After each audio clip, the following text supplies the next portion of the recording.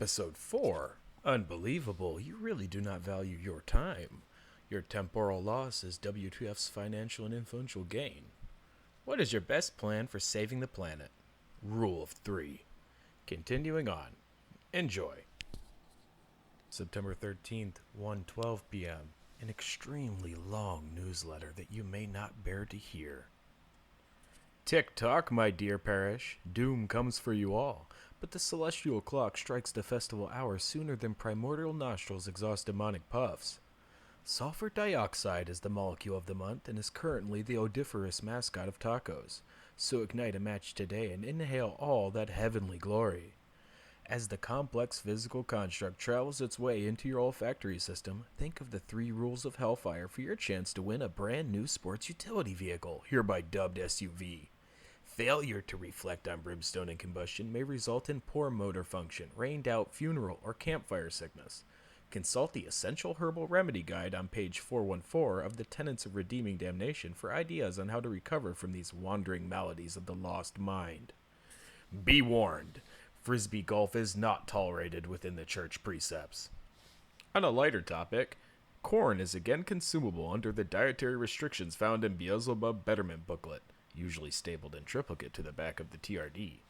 If your copy did not come with the BBB, please write D. Crown at 2600 36th Avenue, Frozen Creek, Kentucky. Inquiries about Frisbee golf will be ignored per usual, and asking about the reversal of dietary restrictions will cause a mandatory obliteration of bonus point reserves. Do not ask about corn in any capacity. This includes the musical stylings of emotionally disturbed evolutionists with a penchant for melodrama and compounded facial obfuscation. On a darker note, the weekly forest meeting is indefinitely canceled, as one worshiper remarked poignantly, "What are we doing meeting in a natural environment? Isn't the point of the church something about industrial complexes or global warming devotion?" Quite astute. The weekly forest meeting was always a test, and dear worshiper, you have passed. While your attempts at anonymity failed sordidly, Bob McLaurin from Brisket, Oklahoma, your knowledge of church proceedings vastly triumphs over your ability for basic internet security. Next time, don't be so quick to open the Tenets of Redeeming Damnation PDF file on your home computer. I mean, really, Bob, not even a virtual machine? It's like you were asking for it. By the way, Bob, your obsession with stalking your ex-girlfriend is pathetic on a piety level rivaling Abraham's vaunted howling at his son. 400 recent history Google searches for her name? Please, Bob, you're scaring me and you should be ashamed. Although your firewood collection is to be admired. Well done, Bob. Those strong arms keep those cylindrical segments popping right along. In lieu of the testable forest meetings, the congregation will now flock to the nearest gas station on even-numbered Saturdays. Missing even a single meeting will result in church harassment and make you an instant target for mockery within the church inner circles. Don't become a target for icy insults. Mind your appointments and scheduled meetings in a fastidious manner, or ye shall find yourself lacking in all things companionship. No one likes a tardy Bob with fecal matter for cerebral matter. Yes, Bob, you. Just so we're clear, I'm talking about Bob McLaurin from Brisket, Oklahoma, who trustingly opens any PDF he receives without a concern for his own privacy. Foolish, foolish Bob. I hope you invest heavily in an antivirus software soon.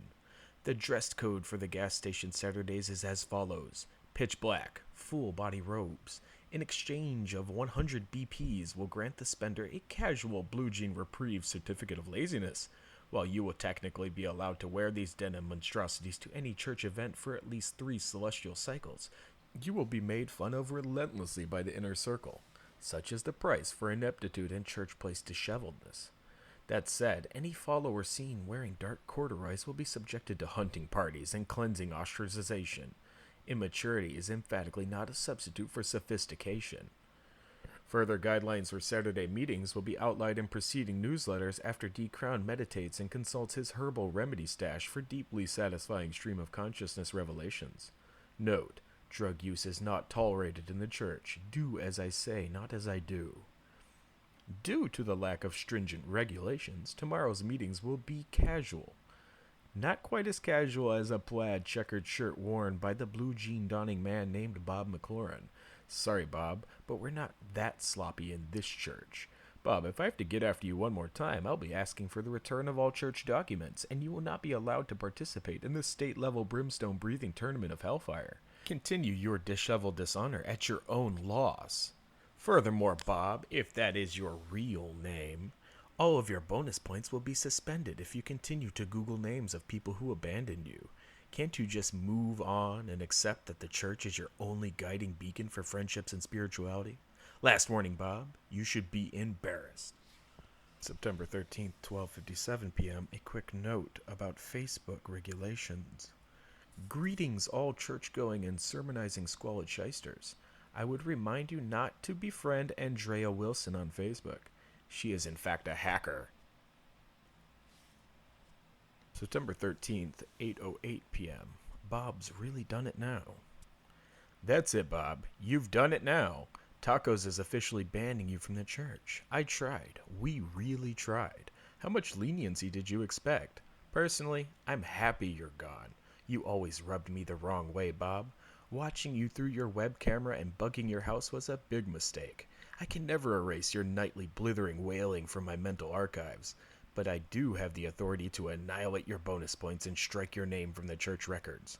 Before you ask, you will not be getting a refund. P.S. Can you believe the continuing gall of Bob? He showed up to the Saturday meet in light gray corduroys. Someone can't be bothered to read the entire newsletters. This is why you're unwelcome, Bob. You brought this on yourself. Goodbye forever, Bob. There certainly won't be any hunting parties, I promise you that. P.P.S. Bob McLaurin from Brisket, Oklahoma, PDF opening Bob of little concern for personal privacy and computer security, wood chopping Bob of some considerable note and renown. P.P.P.S. Fare thee well, Bob. What a simple name for such a simple man. Goodbye forever, Bob. You will not be missed. P.P.P.P.S. Light gray, Bob? Really? P.P.P.P.P.S. Bob, I'm still thinking about you. While your disregard for the church was blatant, boisterous, and borderline belligerent, I honestly started to become attached. It is a difficult thing to watch a plaid, checkered shirt man chopping wood through the lonely lens of a laptop webcam without growing at least somewhat sullenly smitten.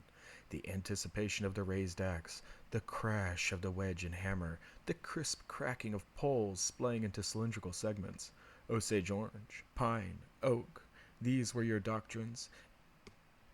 And while they fail miserably at upholding Taco's principles, they held you up, didn't they? Bob, I take it back. You may be unwelcome, but you will be missed. Perhaps if you pay penance. Okay, well maybe it isn't the time for such talk as of yet, but I can't promise I won't occasionally peek through your webcam and check up on you. Bob, throw away the corduroys. P.S. I'm pretty sure, Bob, that you're the only one reading this. 6 replies to my own thread? I doubt anyone but you would have the patience for this auto-egregious nonsense. Patience born of an endless amount of cleaving and heaving. I know that in regards to this thread in particular, I'm at my wit's end. You had me so consternated yesterday that I thought it was Saturday. I spent the entire day watching a normal day's worth of gas station individuals' comings and goings, all the while believing it was a church event. You are extraordinarily lucky that it was Friday the 13th and there was an exceptional mystical covering for my otherwise silly guffaw. That explained eloquently, I'd like to thank you for the happenstance ideation spontaneously generated through this gaffe. Double Saturdays on Friday the 13th weekends. Bob, I'm starting to think that this relationship is 2 sides of a very sharp serrated blade. On the one side, I cut myself on the fervor of your poor choices. On the other, deep wounding of my inner psychological windings espouses muse-like blood that coagulates into intriguing cult-like insights. Bob, know that you are tolerated for now, and that the hunting party has been led astray with false clues and patterns, that the piece of plaid checkered shirt has been doused with sweat entirely different from the 3 pieces of mysteriously drenched clothing I have stored in a smaller Ziploc bag, tucked away for uncertain purposes. Note to potential heathens, the chronological order of this casting of the pod is slightly off, and you may have to use your brain a little bit. The next episode will touch on the light-hearted subject of gasoline congregations. Thank you for listening, and as always, don't wear gray corduroys.